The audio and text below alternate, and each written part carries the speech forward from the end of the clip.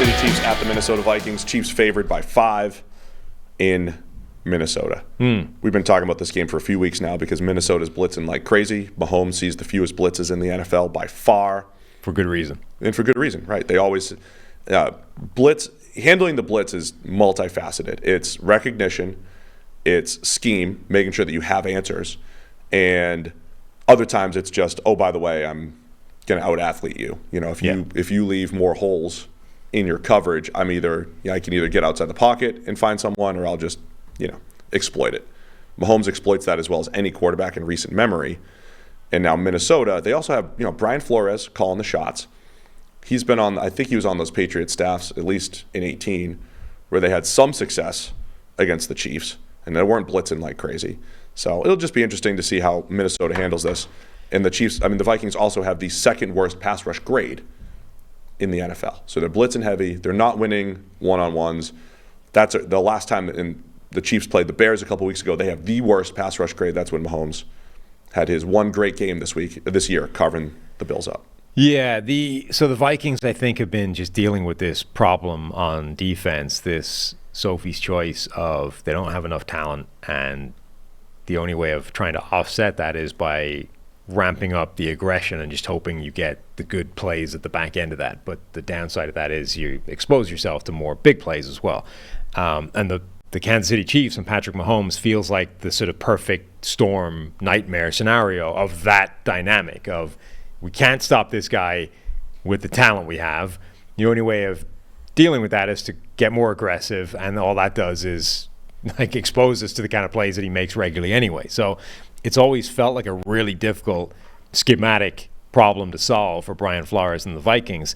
Remember, Chris was talking a bit during the broadcast in the Jets game of how the Jets, so they obviously kind of shit the bed on a couple of plays where Mahomes makes a big scramble, etc. But generally they were taking this approach of we're going to stay reasonably disciplined with our pass rush lanes, and there's going to be somebody hanging back ready for as soon as he breaks the pocket, that's when we can close on him, And if you listen to that, it's sort of slightly different. But remember when the Raiders randomly caused Patrick Mahomes all kinds of problems with that specific game plan? Is we're not going to attack him like crazy in the pocket. We're going to almost invite him to bounce out of the pocket and then converge on him quickly. And that caused him all kinds of issues for a while.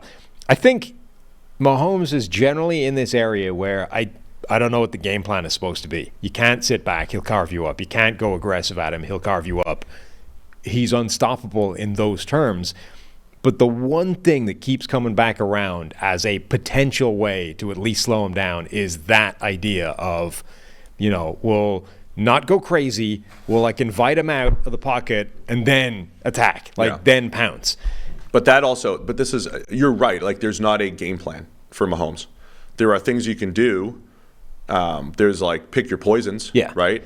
But I believe that's all the greats. I don't think there was a game plan to beat Peyton or Brady. That was not a pipe dream, right? It was just, get pressure with 4. But one thing, so the Vikings are not set up, but they have a personnel group and a personnel sort of deployment by the way they're doing things in the moment that kind of plays into that. They play with these 3 safeties all the time. They've got a guy in Ivan Pace Jr. who's got that downhill athleticism. They could maybe lean into that as a concept of, let's almost like a sort of supercharged spy, quarterback spy deal of let's wait right up until he moments and then try and crunch down on him and hope to stop things that way. Ultimately, I don't really see a way it works. I think even with this Kansas City offense not firing on all cylinders this season outside of that one game, it just feels like the Vikings defense is such a problem that this is the get-right game for them. Yeah, that's where the whole increased variance goes, right? Because if you are going to basically have an extra spy or you're going to send an extra rusher against Mahomes, that's one less person that you can put on Travis Kelce. Right. That's one less thing that you can do on the back end to bracket someone or take away a first read. But that's the issue with the whole thing is the cat and mouse game. And then, as we saw against the Jets, if you play man, and we've seen this in multiple games. It happened in Tennessee in overtime last year. Mahomes will pick up 21 when he needs 20. He'll pick up 17 when he needs 16 on the ground. He is incredible as a scrambler. And so you could do a lot of things right and still lose.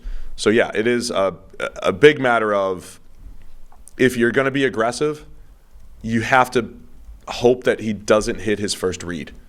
And then it's like, all right, now as he extends the play, we have a strategy for that. So we'll see what Minnesota looks at there. Jawan Taylor does have a 40 grade so far this year at right tackle due to all the penalties and just generally not playing nearly as well as he did last year. We'll see if Mahomes can also get a little more chemistry with his receivers. You know, those guys all being on the same page, and it's just been a disjointed offense outside of that Bears game for Kansas City. Defensively, one of the better Chiefs defenses we've seen in recent years. It's actually a pretty good matchup here. They'll play some press against the Vikings and Justin Jefferson and all those receivers. It's got to be a huge Kirk Cousins game through the air, I think, if they're going to compete here. Yeah. I'm expecting shootout. Expecting shootout. Yeah.